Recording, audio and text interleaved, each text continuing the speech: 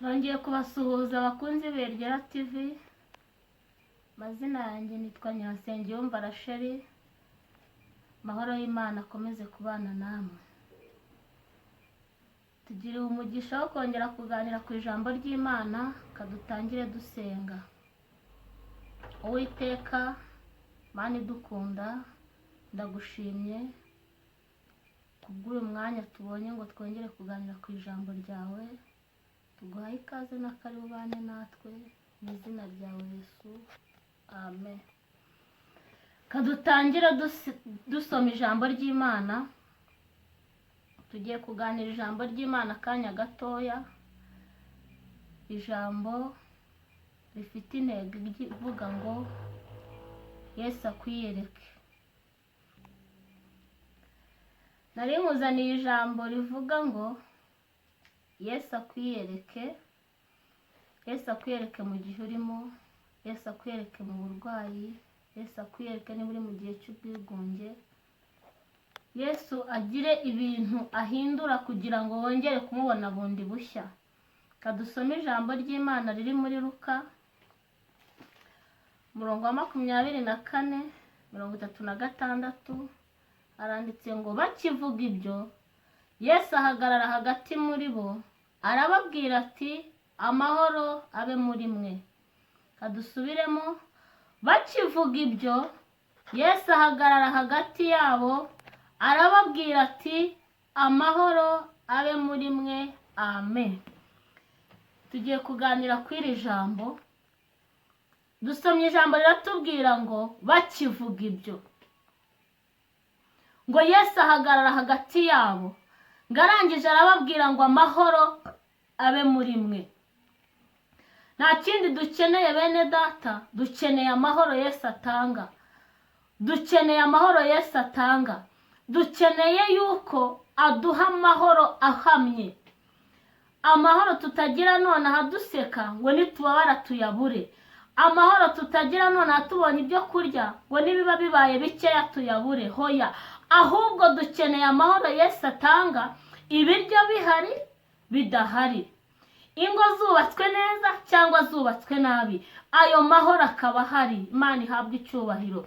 Niyo mpamvu iri jambo narihaye umutwe ugira ngo Yesu akwiyereke mu gihe urimo, cyangwa Yesu aguha amahoro mu gihe urimo. Imana ishimwe.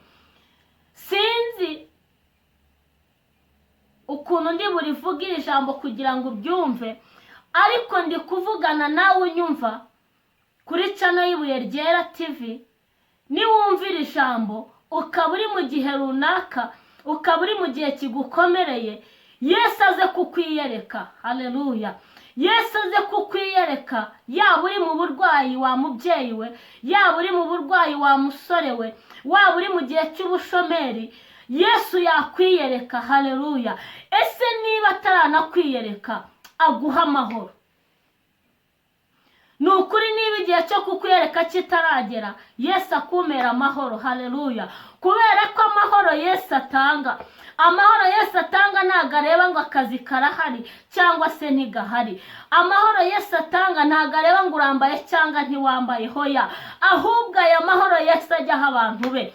Iyo wambaye ubu yafite, waba utambaye ukaba uyafite, waba wariye neza aya mahoro ukaba uyafite, waba utariye neza aya mahoro ukaba uyafite. Haleluya. Mu rugo waba ubanye n'umugabo neza, aya mahoro akaba aruzuye, yaba ritari neza aya mahoro akaba aruzuye. Imana ihabwe icyubahiro. Nyemerera Yesu aguha aya mahoro. Haleluya. Wa mubyeyi unyumva, wa musore unyumva, bene data mukurikiye Ibuye Ryera TV, Yesu abaha amahoro. Aya mahoro atareba ngo hari amafaranga, aya mahoro adakangwa na korona, amahoro adakangwa n'ubukene, aya mahoro adakangwa n'ubushomeri, aya mahoro adakangwa n'amagambo. Aya mahoro Yesu ayaguhe. Haleluya. Kubera yuko urayakeneye. Yesu namara kuguha aya mahoro, narangiza nakwiyereke, umubone bundi bushya. Yesu tujya tumubona mu buryo butandukanye.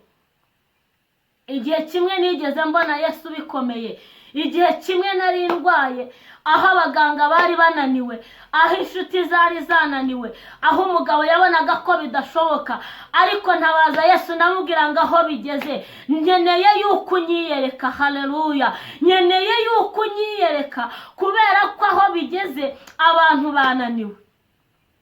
Aho niho Yesu ajya azira kwiyerekana. Rero niba ugeze mu gihe ubona abavandimwe bananiwe, ukaba ugeze mu gihe ubona umugabo washatse ananiwe, ukaba ugeze mu gihe ubona umugore washatse ananiwe, ukaba ugeze mu gihe ababyeyi bakubyaye bananiwe, haleluya, ukaba ugeze mu gihe itorero ryawe rinaniwe, hamagara Yesu umubwire ngo nunyiyereke. Imana ishimwe.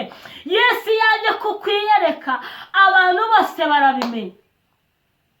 Yesu iyo yakwiyeretse, abaturanyi babona ko Yesu yakwiyeretse, ndetse niwawe ubona yuko Yesu yakwiyeretse. Haleluya. Iyo Yesu yakwiyeretse, amarira arakama. Iyo Yesu yakwiyeretse, agahinda karashira. Iyo Yesu yakwiyeretse, umva uvuga neza. Haleluya. Imana nishimwe. Mwene data unkurikiye, wowe uri kumvira ijambo, wowe wawe ufunguye ibuye ryera TV aka kanya, cyangwa se ukaba uri buze kujya ku ibuye ryera TV kugira ngo wumve ijambo ry'Imana mu kanya uri bubonye. Yesu akwiyereke. Haleluya. Nkuzaniye ijambo rivuga ngo Yesu akwiyereke. Wa mubyeyi we Yesu akwiyereke, wa mupapa we Yesu akwiyereke, mwa basore mwe Yesu abiyereke, yemwe bakobwa Yesu abiyereke. Haleluya. Imana ihabwe icyubahiro. Imana y'amahoro ibiyereke. Nukuri Imana yo mu ijuru ibiyereke.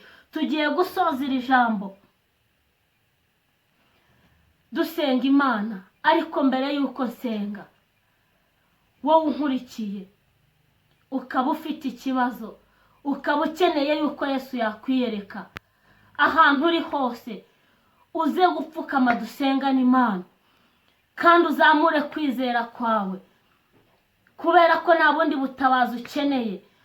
Amafaranga yananiwe, abaganga baba bananiwe, akazi kawe kananiwe, diplome yawe se yananiwe. Haleluya. Ariko ukeneye ijambo rimwe ritangwa na Yesu. Ukeneye yuko Yesu akwiyereka.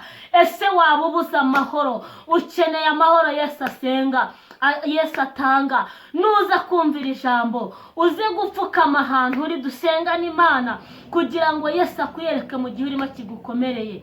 Kadusenge mu izina rya Yesu.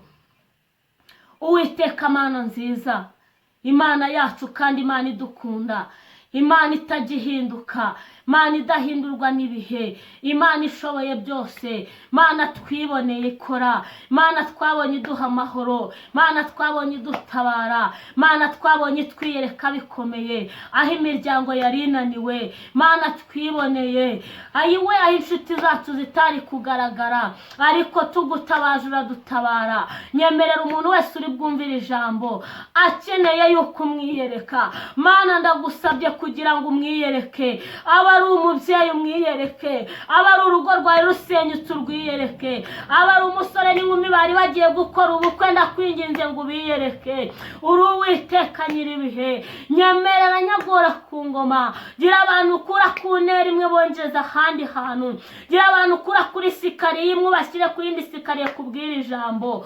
Uri Uwiteka nyir'ibihe, ukiza abarwayi kubwira ijambo, utanga amahoro kubwira ijambo.